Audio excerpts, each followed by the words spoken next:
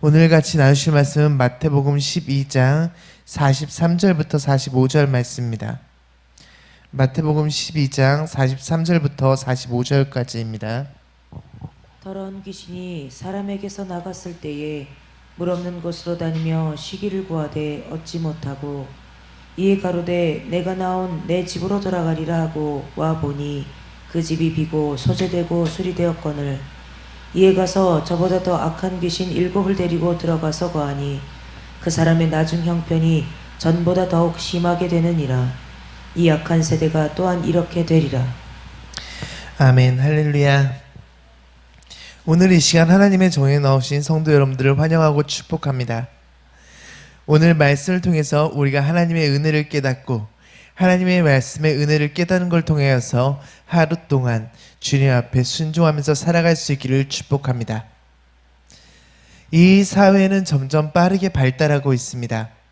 외적으로 우리가 누리는 것은 발전을 거듭하면 거듭할수록 점점 더 편해진 삶을 살아가고 있습니다. 하지만 외적인 모습이 아닌 내적인 모습은 점점 뒤로 가는 모습을 보이고 있습니다. 예전에 부모님들이 아이들만 두고 다녀도 그렇게 불안해하지 않았지만 지금 시대에 아이들만 혼자 두고 어딜 돌아다닌다는 것은 매우 불안한 일입니다. 그 이유는 그만큼 사회가 악해졌기 때문입니다. 본문에 귀신 들린 자가 후에는 더욱더 비참한 상태가 되었음을 주님은 지적하고 있습니다. 그러면서 하신 말씀이 이 악한 세대가 꼭 그와 같다라고 지적하고 있습니다. 사회는 점점 악해지고 있습니다. 그런데도 많은 사람들은 이 세상은 점점 더 좋아져 간다고 말을 합니다. 조만간 이 땅은 지상 낙원이 될 거라고 말합니다. 독일의 철학자 라이프 니츠는 역사는 분명히 좋은 편으로 발전하고 있다고 말했습니다. 그러나 우리가 현 시점을 바라보면 이 말이 정말 맞는 것인가? 라는 의문이 들기 시작합니다. 마태복음 12장 43절에 보면은 더러운 귀신이 사람에게서 나갔을 때에 물 없는 곳으로 다니며 라고 말합니다. 이 더러운 귀신이 나갔을 때라고 기록되어 있는데 이 부분의 말씀을 전체적으로 살펴보면 과거 이스라엘이 바벨론 포로에서 돌아온 유대인은 학사 에스라와 느헤미야 등 선지자들에 의해 그들의 우상숭배 행위, 종교 혼합주의, 자폰 등의 불결한 모든 관습이 제거되는 부분을 말하고 있습니다. 즉 이스라엘의 영적으로 가장 더러웠던 시기를 상징하는 말입니다. 그리고 지금 이스라엘이 영적으로 가장 더러웠던 그 시기와 현재 우리의 시기가 다를 것이 없다는 것입니다. 우리가 지나온 역사는 겉으로 보기엔 좋아졌지만 정신적인 수준은 무서울 정도로 하얀 곡선을 그리고 있습니다. 가끔 어른들은 그런 얘기를 합니다. 정말 우리 때는 상상도 못했던 일들을 지금은 아무렇지 않게 하고 있다는 것입니다. 범죄는 날이 갈수록 악해지고 있습니다. 부모는 자식을 죽이고 자식을 입양해 돈을 벌어들이는 수단으로 삼고 입양한 자식을 구타하고 외면하고 있으며 세계적으로 동성애가 확산되고 동물과 성적인 관계를 넘어서서 결혼하고 영혼의 결혼식을 올리는 등 이 세상은 점점 더 악으로 치솟고 있습니다.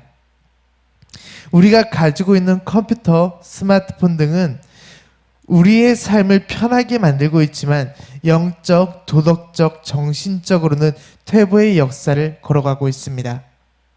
앞으로 일주일 후에 서울에서 퀴어 축제가 열립니다. 그리고 그곳에 미안 죽은 주인 대사가 그쪽으로 방문을 해서 직접 축하 연설을 한다고 합니다.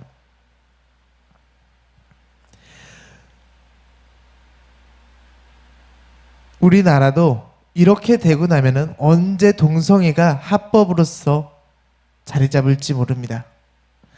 그뿐만 아니라 이 차별금지법이 통과되는 순간 제가 이 자리에서 이러한 설교를 했다는 것이 밝혀지면은 그 순간 저는 벌금을 내야 되고 벌금을 넘어서서 나중에는 구속이 될 수도 있습니다.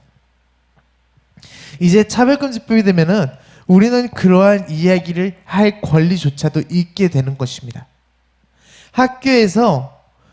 미국에서 학교에서 차별금지법이 통과된 이후에 그냥 동성애에 대한 이야기를 했다는 이유만으로 교사가 학생한테 신고를 받아갖고 실제로 감옥에 간 사례가 있었습니다. 점점 사회는 사단이 유리한 방향으로 흘러가고 있다는 것입니다. 이 사실을 봤을 때 역사가 우리에게 영적으로 더 좋은 것을 가르치지 않습니다. 물론 생활의 환경과 여건이 좋아진 것은 사실입니다. 하지만 생활의 환경이 좋아진 것이 이상적인 세계라고 이야기할 수는 없습니다. 이상적인 세계라는 말은 가치관에 따라서 서로 다르기 때문입니다. 그리고 기독교 가치관은 지금 시대와는 어울리지 않는 가치관을 가지고 있습니다. 국가가 발전하면 발전할수록 그 안에 복음은 자리 잡기 힘들다라는 통계가 있을 정도입니다. 발전된 문명을 누릴수록 영적으로는 타락하고 있습니다.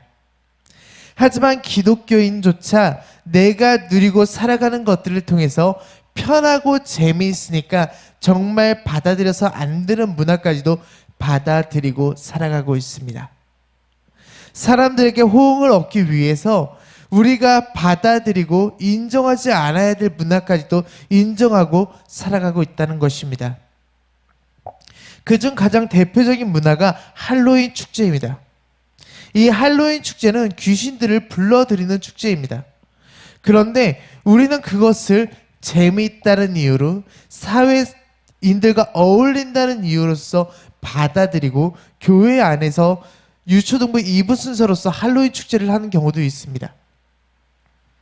재고랜턴을 만들고 그것들에 대해서 기뻐하고 즐거워하면서 같이 나눕니다. 여러분, 이것은 영적인 무지가 불러온 결과입니다. 사람은 언제나 우리의 틈을 찾고 그리고 우리를 자신의 것으로 만들길 원합니다. 그 원하는데 우리가 응답하고 있는 것입니다. 43절 후반부에 물이 없는 곳으로 다니며 쉬기를 구하되 얻지 못한다고 말합니다.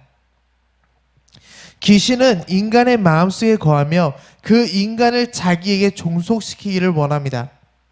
그런데 그의 거처가 될 곳이 맑고 깨끗한 영혼이라면 그것이 불가능합니다. 자신이 살고 있다가 예수님을 만남으로 인하여서 그 안이 맑고 깨끗한 영혼이 되니까 귀신이 잊지 못하고 떠나가게 되는 것입니다. 그래서 떠나간 뒤에 타락하고 부패한 영혼을 찾아서 헤매고 돌아다닙니다. 우리는 타락한 영혼이라고 생각하면 큰 죄를 짓고 하나님을 모르고 살아가는 사람들로서 생각하지만 그것보다 더 큰 타락은 주님과 사람 사이에 섞여서 회색빛을 가지고 살아가는 영혼을 말합니다. 우리가 하나님을 만나고 회개하며 하나님을 따르기로 결심해서 예수 그리스도의 보혈의 능력으로 사단을 쫓아내지만 그 후에 세상과 타협하면서 점점 회색빛으로 물들어가기 시작합니다. 그러면은 내 안이 완전히 깨끗했던 그 모습이 아니라 점점 사단이 들어올 환경을 내어주게 된다는 것입니다. 마태복음 12장 44절에 보면은 이에 가로되 내가 나온 내 집으로 돌아가라 하고 와보니 그 집이 비고 소재되고 술이 되었거늘 이라고 말합니다. 집이 비고 소재되었다는 것은 사람이 살지 않고 비로 쓸어 깨끗하게 되었다는 것입니다. 우리가 주님을 받아들이면서 귀신을 쫓아낸다는 것은 주님을 내 주인으로서 모셔드리고 주인으로 만들었다는 것입니다. 근데 내가 세상 속에서 삶을 살아가면서 주님을 주인으로 모시던 것을 점점 인정하지 않게 되고 내가 그 자리를 차지하면서 주님이 거하실 곳을 몰아냅니다. 그러니까 귀신이 돌아다니다가 나를 다시 봤는데 그 안에 주인이 없는 거예요. 내 안에 주인이 없고 그러니까 다시 돌아와서 그 안에 자리 잡게 된다는 것입니다. 정말 최적의 환경이 만들어졌어요. 그 안이 완전히 비어지고 오히려 주님께서 왔다가 나갔으니까 그 안은 귀신이 들어와도 살아갈 충분한 공간이 되어 있었습니다. 오히려 유혹하기도 좋은 환경이 되었고요. 그 안에서 살아가는데 그들이 불편할 것이 없게 되었어요. 여러분, 하나님을 믿는다고 말하지만 율법에 대한 형식주의적인 태도로서 우리는 살아갈 때가 있습니다.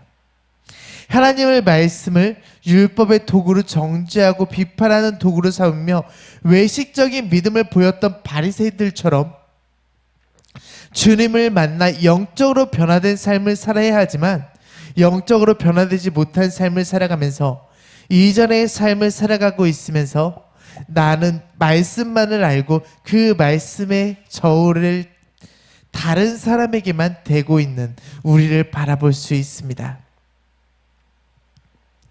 우리는 그렇게 살아서는 안 됩니다.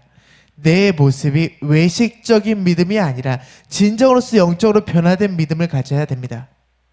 외식적인 믿음을 가지고 평가하는 믿음, 외식적인 믿음을 가지고 내 말씀을 그냥 이용하는 믿음이 아니라 그냥 우리가 정말 영적으로서 내 안에서 변화되어서 하나님의 말씀이 내 말씀이 되어서 우리는 완전히 변화된 삶을 살아갈 수 있어야 된다는 것입니다. 그렇지 않으면 살기 좋은 환경이 된 그곳에 귀신들이 어떻게 하겠습니까? 이 45절 말씀해 보니까 이에 가서 저보다 더 악한 귀신 7을 데리고 들어가서 거하니 그 사람의 나중 형편이 전보다 더욱 심하게 되느니라. 이 악한 세대가 또한 이렇게 되리라. 더 악한 귀신 7을 데리고 들어간다고 말합니다. 이 7이라는 숫자는 완전한 숫자로 더 이상 생각할 수 없는 양과 질을 의미합니다. 즉 7 귀신이라는 가장 강력하고 악한 귀신을 상징한다는 것입니다. 한 번 쫓겨났던 귀신이 얼마나 대비를 하고 왔겠습니까? 다시는 쫓겨나지 않기 위해서 더 강해져서 돌아와서 내 안에 자리 잡는다는 것입니다. 여러분, 사단은 우리를 집어삼키기 위해서 언제나 시시때때로 계속해서 우리에게 기회를 엿보고 있습니다. 여러분, 이 시대가 또 그렇게 될 거라고 주님께서 말씀하십니다. 이스라엘 백성이 완전히 회개하지 못했을 때 그들의 영적인 삶은 더욱더 비참해져 갔습니다. 그들은 계속해서 하나님께 구했지만 구하기만 했을 뿐 그들의 삶은 전혀 변하지 않았습니다. 우리 역시 마찬가지입니다. 입으로 구하기만 해서는 우리의 영적인 삶은 변하지 않습니다. 점점 더 악해질 뿐입니다. 위 세대들이 3, 4대씩 전해주던 저주의 끈들은 우리의 삶을 완전히 장악하고 영적으로 타락의 길을 걸어가게 만들고 있습니다. 겉으로 화려한 모습에 속아서는 안 됩니다. 이 화려한 모습 속에 숨겨져 있는 영적인 타락의 길을 우리는 볼 수 있어야 됩니다. 영적으로 죽어가고 있는 내 영혼을 볼 수 있어야 되며 그 영혼을 위해서 기도할 수 있어야 됩니다. 그렇지 않고 내 영혼의 죽어가는 모습을 외면하고 외적으로서 번지르한 모습만을 바라보면서 살아가면, 내 외적인 모습만을 나타내고 살아가면 우리의 영은 영영 죽을 수밖에 없다는 것입니다. 우리는 어떠한 방향으로 가고 있는가에 대해서 늘 생각해야 됩니다. 내가 과연 걸어가고 있는 방향이 어떠한 방향인가? 이 세대가 지상 낙원의 길을 걸어가고 있다고 말하지만 우리가 가고 있는 방향은 파라다이스가 아닙니다. 언제 침몰할지 모르는 배를 타고 가고 있는 것과 같습니다. 내가 여행을 가기 위해서 배를 탔다고 생각해 보십시오. 배를 타고 갈 때만 해도 즐거울 것입니다. 그런데 이 배는 언제 침몰할지 몰라요. 언젠간 파손되고 그것이 침몰되고 우리는 바다에 빠져 죽게 될 것입니다. 내가 주님을 의지하지 않는다면, 이 외적인 그 모습에 속아서 세상이라는 파도에 휩쓸려서 같이 걸어간다면 우리는 언젠가는 결국에는 난파되어서 세상이라는 바다에서 허우적거릴 것입니다. 계속해서 파도를 맞게 될 것이고 그 파도 속에서 정신 차리지 못하고 끊임없이 힘들어하고 아파하면서 고난 속에서 살아가게 될 것이라는 것입니다. 우리가 고난 속에서 벗어나는 것, 우리가 이 아픔 속에서 벗어나는 방법은 단 한 가지밖에 없습니다. 진정으로 내 마음이 예수 그리스도를 인정하고 영적인 삶으로 변화되는 것입니다. 이 영적인 삶으로 변화되지 않고 우리가 주님 안에서 살아가지 않으면서 내가 편하고 기쁘고 즐거운 삶을, 감사한 삶을 살아간다는 것은 불가능하다는 것입니다. 주님이 주시는 평안은 세상이 주는 평안과 다르다고 이야기를 합니다. 주님이 주시는 기쁨은 세상이 주는 기쁨과 다르다고 말을 합니다. 여러분은 어떠한 기쁨과 평안을 택하겠습니까? 어떠한 삶 가운데서 감사를 누리면서 살아가겠습니까? 세상을 택하겠습니까? 아니면은 영적인 삶을 택하겠습니까? 외적으로서 좋아 보이는 것을 가지고 살아가겠습니까? 아니면 외적으로 좋지 않더라도 영적으로서 행복한 삶을 살아가겠습니까? 외적인 것에 속아서 살아가서는 안 됩니다. 내가 외적인 것을 포기할 수 있을 때 영적인 축복이 오게 될 것이고, 영적인 축복이 왔을 때 그 영적인 축복을 통해서 주님께서 우리에게 채워주심으로써 축복을 얻게 될 것입니다. 성경에 보면 많은 것을 누리고 살아간 사람들이 있습니다. 아브라함도 그랬고 요셉도 그랬고 다니엘도 그랬습니다. 그들은 정말 많은 것들을 누리고 살아갔습니다. 하지만 그들이 앞에 전제 조건은 고난 가운데서도 하나님을 믿고 따르고 영적인 축복을 받았을 때 그 영적인 축복으로 인해서 하나님께서 그들에게 부어주셨다는 것입니다. 그들이 세상적인 재물을 가지려고 움켜쥐려고 노력한 것이 아니라 하나님께서 부어주심을 기다리고 그 주님께서 부어주심의 축복을 가지고 살아갔다는 것입니다. 그들이 많은 재물을 가지고 살아갔던 것들, 그들이 많은 것들을 누리고 살아갔던 것들, 그 모든 것들은 하나님께서 부어주셨기 때문에 가능한 것이었습니다. 우리는 내가 재산을 움켜쥐려고 하고 내가 세상의 것을 움켜쥐려고 한다면 점점 더 힘들어질 것입니다. 영적으로도 힘들어지고요, 우리가 육적인 삶으로도 힘들어지고요, 계속해서 힘들어지는 고난의 삶을 살아갈 수밖에 없습니다. 왜냐하면 하나님께서 우리 가운데서 깨닫게 하기 위해서 계속해서 고난을 허락하기 때문입니다. 그 고난 가운데서 벗어나서 영적으로 축복을 얻고 살아가기 위해서 우리는 하나님이 주시는 축복을 받기 위해서 인내하고 기다릴 수 있어야 됩니다. 분노하고 화내고 짜증내고 승질내면서 살아가는 것이 아니라 그냥 주님께서 주시는 것을 기다릴 수 있어야 됩니다. 주님의 때를 기다리십시오. 영적인 축복을 기다리십시오. 영적으로 주님께서 이끄심을 기다리십시오. 영적인 것을 멀리하는 순간 하나님과 함께하는 삶은 멀어지게 될 것입니다. 하지만 영적인 것을 가까이 하고 인내하며 기다리는 순간 우리의 삶은 변화될 것입니다. 오늘 하루 육적인 것보다 영적인 것을 가까이 하면서 주님께서 주시는 축복 가운데서 살아갈 수 있는 여러분 될 수 있기를 축원합니다. 다 같이 기도드리겠습니다. 할렐루야. 사랑과 은혜가 풍성하신 하나님 아버지 감사드립니다. 아버지, 우리가 주 안에서 살아가길 원합니다. 내 것이 아닌 주님의 것을 누리며 아버지 안에서 기뻐하며 우리가 살아가길 원합니다. 주님, 이제 외적인 것에 속지 않고 주님의 것을 찾으며 주 안에서 기뻐하는 삶을 살아갈 수 있도록 인도하시고 축복하여 주시옵소서.